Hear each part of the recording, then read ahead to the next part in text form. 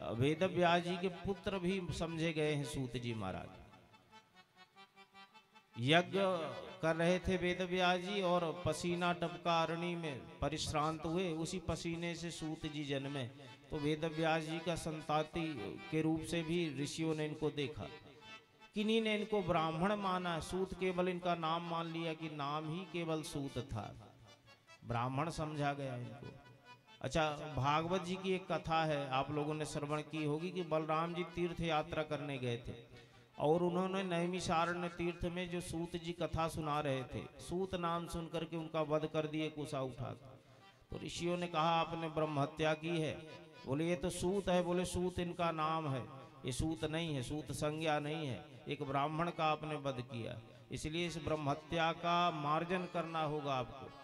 तो ऋषियों ने बलराम जी को कहा, तो बलराम जी ने 1 साल तक जितने तीर्थ है भारत के सब जगह जा करके ब्रह्म हत्या का मार्जन किया। तो सूत जी ब्राह्मण थे ऐसा भी मानते, भाई ब्राह्मण नहीं होते तो बलराम जी काहे की ब्रह्म हत्या का मार्जन करते। परंतु इनका संबंध भगवान के नाम के साथ है, राम जी के साथ है, इसलिए इनका जीवन मंगलमय है। अपवित्रः पवित्रो वा सर्वावस्थांगतोऽपि वः यः स्मरेत् पुंडरीकाक्षं सबाह्याभ्यंतरः शुचि। पंडित जी मंत्र पढ़ते ना, जब आप पूजा के लिए बैठते हो तो कुशा में जल लिए और ये मंत्र बोलते। मंत्र का मतलब है चाहे हम पवित्र हो चाहे अपवित्र हो, जब भगवान श्री का स्मरण किया जाता है तो भगवान के स्मरण से हम पवित्र हो जाते हैं, बाहर और अंतःकरण दोनों पवित्र होते हैं। तो सूत जी परम पवित्र है राम नाम के प्रभाव से, इसीलिए इनका बड़ा आदर है ऋषियों के मध्य, बड़ा सम्मान है। व्यासपीठ पे विराज करके राम नाम का उपदेश और राम जी की रामायण की महिमा का गायन भी कर रहे हैं। कर्म व्यक्ति के बड़े श्रेष्ठ होते, देखिए कर्म से व्यक्ति महान होता, कर्मों से व्यक्ति श्रेष्ठ बनता।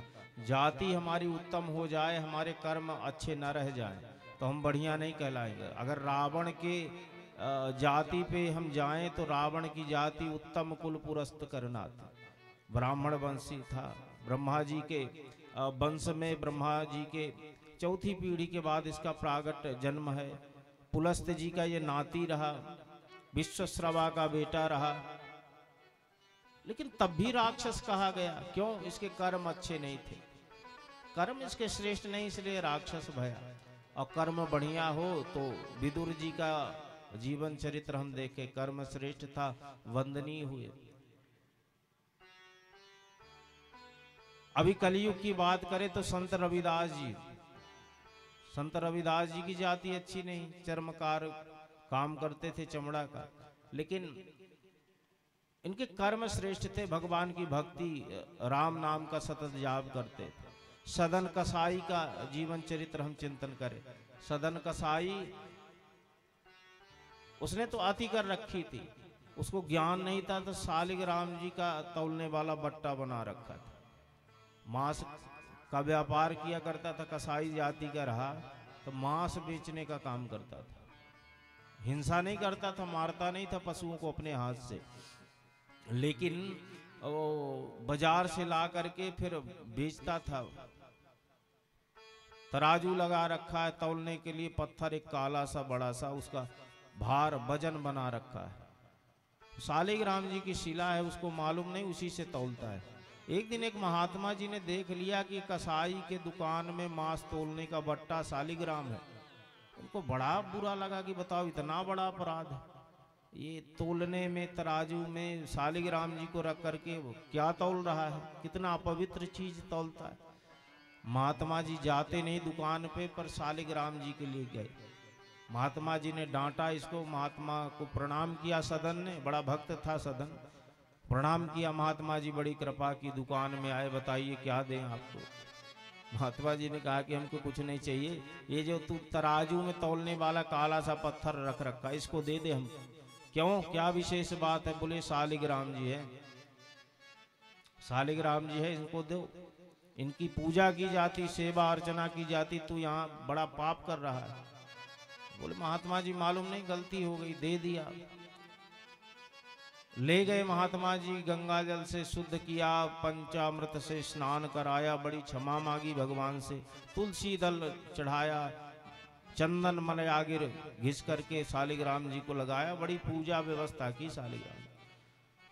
लेकिन एक दो दिन जब बीत गए तो भगवान का मन नहीं लगता है।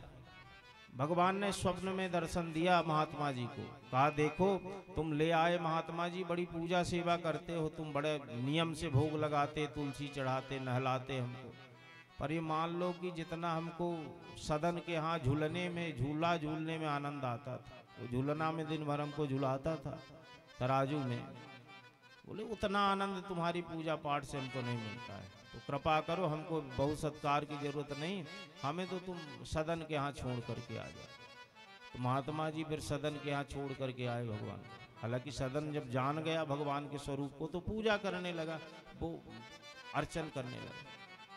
तो जाति निम्न है इससे मतलब नहीं है, हाँ, कर्म निम्न नहीं होने चाहिए। हम उच्च कुल में जन्मे हैं, अच्छी जाति है हमारी, लेकिन कर्म अगर श्रेष्ठ नहीं है तो हम निंदित हैं, हम बुरे हैं, हम अच्छे नहीं हैं। और जाति भले अच्छी ना हो लेकिन कर्म अगर हमारे श्रेष्ठ हैं,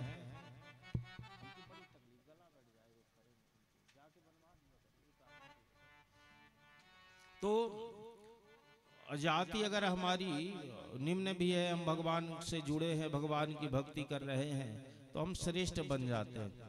तो सूत जी महाराज के प्रति सबका सम्मान रहा, आदर रहा, बड़ी श्रद्धा रही, सबने बड़ी श्रद्धा के साथ कथा का यहाँ पर श्रवण किया है।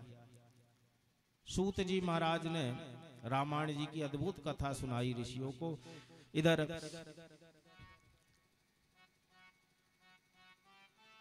देवर्षि नारद का आगमन हुआ है ब्रह्मर्षि वाल्मीकि जी के स्थान पर। वाल्मीकि जी परम तपस्वी महात्मा है, दिव्य साधुता इनके जीवन में, भगवान का भजन करते हुए, तपस्या करते हुए जीवन व्यतीत करते हैं, आश्रम में निवास करते हैं। तपः स्वाध्याय निरताः तपस्वी वाग्विदाम्बर नारदम परिपप्रच्छ वाल्मीकि मुनिपुंगव। तप स्वाध्याय में निरत वाल्मीकि जी आश्रम में विराजे थे। तभी इनके आश्रम में देवर्षि नारद का शुभागमन हुआ। देवर्षि नारद के आगमन से चारों तरफ भगवान नाम का गुंजायमान हुआ। आश्रम में उठ करके वाल्मीकि जी ने नारद जी की आवभगत की, दिव्य आसन में बिठा करके, और नारद जी का विधिवत पूजन किया। आत्मावान को जित क्रोधोदितिमान कोटि सूचका कश्य विभर्ति देवस्य जात रोगस्य संयुगे को निस्मिन् सांप्रतम लोके गुणवान कश्य वीरवान धर्मज्ञस्य कृतज्ञस्य सत्यवाको दृढ़व्रता।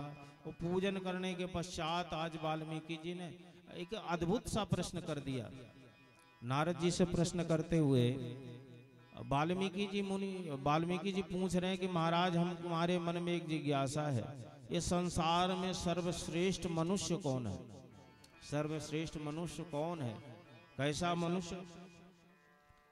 बोले सब प्रकार के गुणों से संपन्न हो, धर्म का पालन करने वाला हो, उपकार को मानने वाला हो, सत्यवाक्यो अपने वचन की निष्ठा से रक्षा करता हो, वचन पालन में तत्पर रहता हो, सत्यवादी हो, सत्य भाषण करता हो।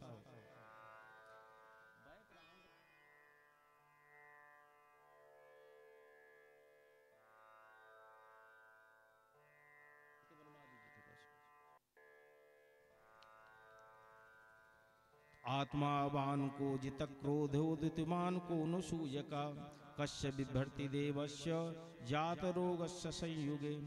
मन पर जिसने अपना अधिकार कर लिया हो, मन जिसके बस में रहता हो, इंद्रियां जिसके बस में रहती हो, इंद्रियों के विषय जिसको आकर्षित न कर पाते हो, क्रोध पर नियंत्रण रखने वाला हो, जितक क्रोध हो, संग्राम में जिसको देख करके बड़े बड़े सूरमा भी भय खा जाते हो, पीछे हट जाते हो, ऐसा समर्थशाली वीर हो। बहवो दुर्लभश्चैव ये तया कोर्तिता गुणा मुने वक्षामहं यदव तैर्युक्तेषु यतांबरा। तो ये सारे गुण जिसके भीतर विद्वान हो, ऐसा यद्यपि वाल्मीकि जी कहते बहुत कठिन बात है कि सारा गुण एक ही में हो, कठिन है, लेकिन क्या ऐसा कोई है कि सारा का सारा गुण जिसके भीतर विराजता हो? ऐसा कोई संसार का हो तो बताइए आप। तब देवर्षि नारद प्रसन्न होकर के कहते कि नहीं नहीं, ऐसा एक है जिनके भीतर सारा का सारा गुण विराजमान है। इक्ष्वाकु वंश प्रभवो रामो नाम जनेषुताः नियतात्मा महावीर्यो द्युतिमान द्युतिमान वशी। इक्ष्वाकु महाराज के वंश में जिनका प्रागट्य हुआ है, ऐसे श्री राम जी सारे गुणों की खान है, सारे गुणों से वह संपन्न है। उन्होंने इंद्रियों को अपने बस में कर लिया। महावीर है, द्युतिमान मने बहुत ज्यादा उनका दिव्य प्रकाश है, तेज कांति है। धैर्यवान है, जितेंद्रिय है, बुद्धिमान है, नीतिमान है, वाणी उनकी बड़ी कुशल है। विपुलांशो महाबाहु कम विग्रीवो महानु। बड़ा सुंदर जिनका स्वरूप है। लंबी भुजाएं, लंबी भुजाएं यानी आजान बाहु है। जो भगवान बड़े दिव्य गुणों से होते, भगवान के हाथ जो है वो घुटने तक लंबे हुआ करते, इसीलिए आजान बाहुमर बिंद दलायताक्षम रामम निशाचर बिना सकलम नमामि। राम जी आजान बाहु रहे, राम जी के जो हाथ रहे वो घुटने तक लंबे हुआ करते रहे, तो वो आजान बाहु है। सुंदर सा उनका ऊंचा ललाट है, चौड़ा वक्षस्थल है, बड़े बड़े आम के फांके जैसे जिनके दिव्य नेत्र हैं, जिनका मुखार बिंद सुंदर गोल चंद्रमा की आकृति का है, घुंघराले जिनके केश हैं, इनका स्वरूप इतना दिव्य